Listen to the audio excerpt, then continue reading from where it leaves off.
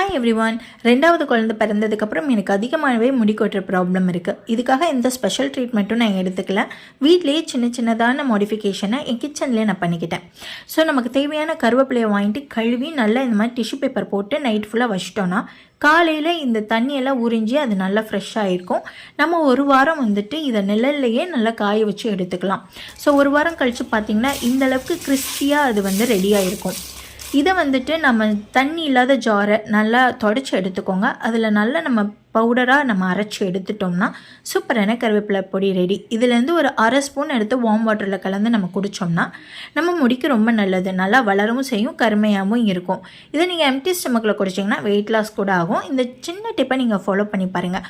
போன மாதம் நல்லா மழையாக இருந்தனால என்னால் இதை பண்ண முடியலன்னு சொல்லிட்டு ஸ்டோரில் தான் கருவேப்பிலை பொடி வாங்கியிருந்தேன். அதை வாயிலே வைக்க முடியல. ரெண்டுக்கு டிஃப்ரென்ஸ் பார்த்தீங்களா? வீட்டில் பண்ணுறது தான் பெஸ்ட். ட்ரை பண்ணி பாருங்கள். நெக்ஸ்ட் வீடியோவில் பார்க்கலாம்.